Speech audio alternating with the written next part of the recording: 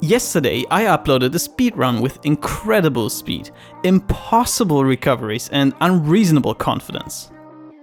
Rocket League is a game with an infinite skill cap. When you watch clips like these, you'd be forgiven to think that they're actually inhuman. But, yeah, they're actually inhuman. Are you serious? This is the story of how I brought tool-assisted speedruns to Rocket League. This story actually doesn't begin in Rocket League. It starts in TrackMania. On the 28th of October 2020, a modder named Donadigo uploaded a video showcasing a tool allowing players to script speedruns to perfection. This idea is not new. TASs have been around in games long before this, but this iteration transferred it to a physics-based car game like Rocket League, and it captured my attention. Once Donadigo released this tool to the public, lots of people tried their hand at it, and a flood of tool-assisted records came into the scene. Along with that came the possibility for anyone to try out theories, optimized approaches, and ultimately this led to the discovery of a new mechanic to gain speed.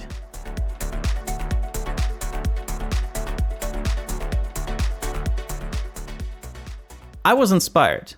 Although the name may suggest speedrunning, you can actually use the tool for any kind of exploration or optimization of mechanics, like for example speed flips.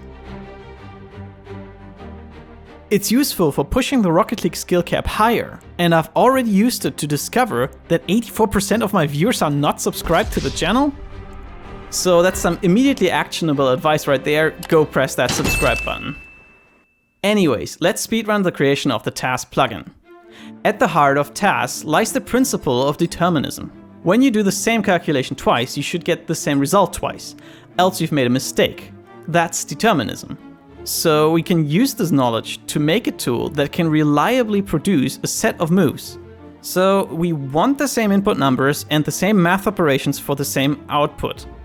The math operations come from the game, so in order to assure that we're actually simulating real Rocket League, we don't want to touch any of that. The part that we do is assert that we have the car and ball position, rotation, velocity, and so on. And then following that, every tick we need to set the controller input to steer the car. Easy enough, so let's just do it.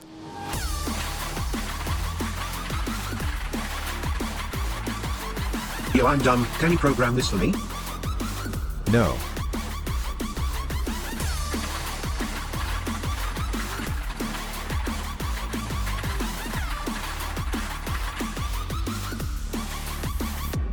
So why is this not as easy as it seems?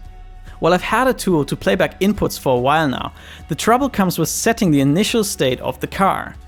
It is easy enough to set the car in a specific position in the air, but if you want a proper TASing tool, you actually need to be able to save the state and play back from anywhere. Because if you're trying to create a speedrun and you will make a change 3 minutes in, you don't want to wait 3 minutes to check whether that change was correct.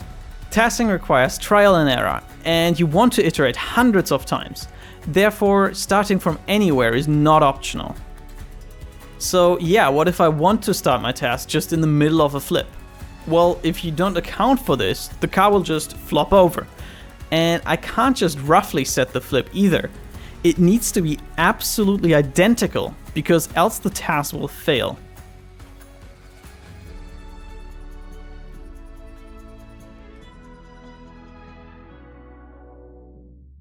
Unfortunately, Psyonix has decided to have this code all over the place. Some parts are physics engine code, while other parts follow the Unreal Engine ideas.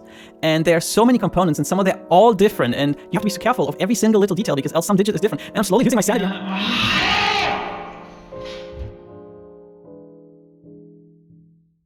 In short, I sat down and programmed a bunch more.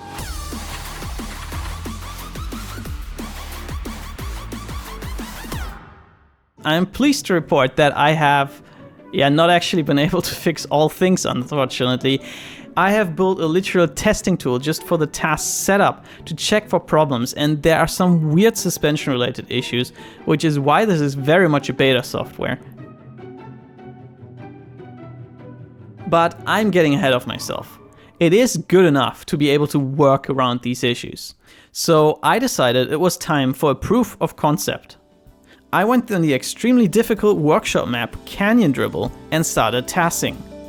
And as fate would have it, on the very next day, I got this run. Wrong line. How do I do this? I guess I just played back this pre-recorded run. Why you enjoy this playback that gets ever more ridiculous over time, I will provide you with some commentary on how I did each of the things.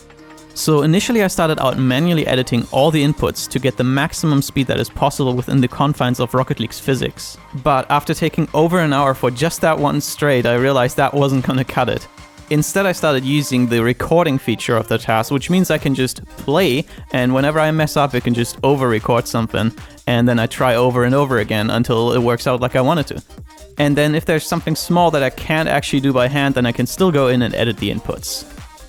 To do air dribbles like these, you still have to be a good air dribbler, because else the ball will just fly away from you. This one, for example, is done in 3 parts. The first one where I just push it through the first gate and up a bit, then the way I transition at the other gate, and then the last part was where I get the last touches, which is very difficult because you actually need to make sure that the ball gets through the gate, but at the same time doesn't fall down from the platform.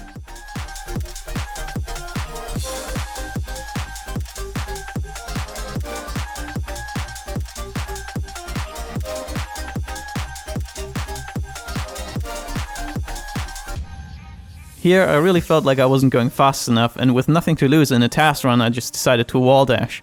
And I almost recovered the first time, but you know what almost means in a TAS run, you can just try again and do it for real.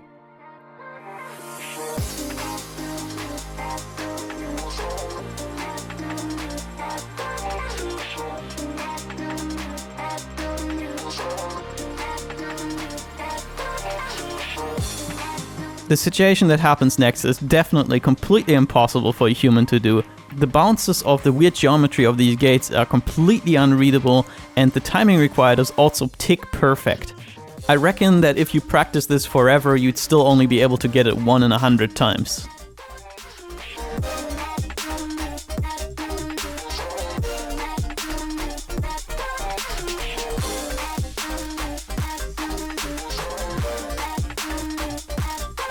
Maybe surprisingly, getting powerful pinches from here is actually not that difficult, but in order to get to the ball quick enough before it's falling too fast, you basically have to know where the pinch is going before it even happens.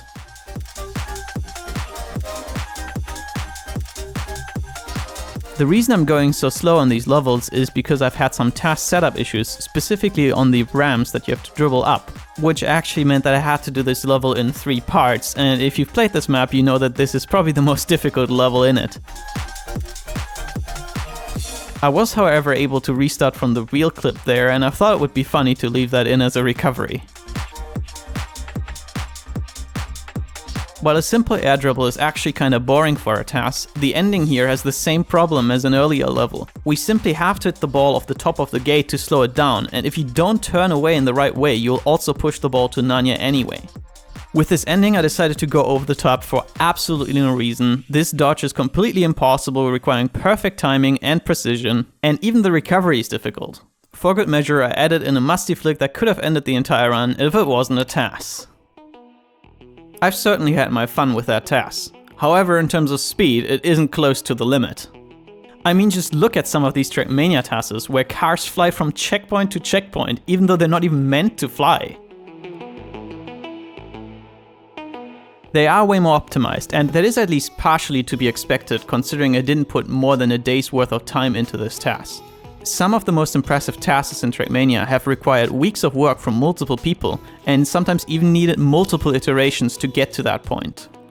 But that didn't quite sit with me right. I just wanted to have something that is optimized almost to the limit. And not too long ago came a video from Siebel where he showcased a training pack that he made for speedrunning specifically. I decided that this was going to be the run where I push every single touch to perfection. Enjoy!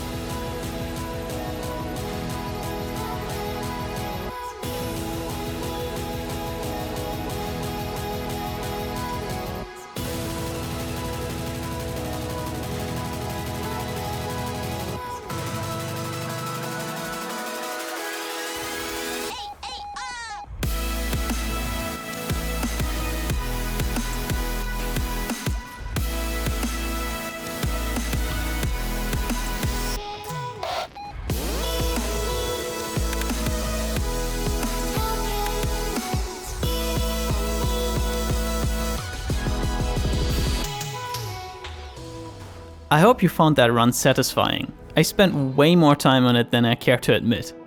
There's of course always a way to find 100th here or there, and maybe you can even find a completely different strategy that I overlooked. However, I'm content with it for now. If you were expecting a tutorial and a release of the TAS now, I am very sorry to say that this is not happening for now. The plugin is simply not in a releasable state right now, and that's why I'm keeping the beta users to some hand-selected people. Thank you very much for watching. I am now pretty much done with university. That means from now on I will be focusing all my attention on YouTube. I think I've got some pretty banger content lined up, and if you enjoy the content, please help me out by subscribing, liking, commenting the usual, or even just recommending to a friend. It really helps out a lot.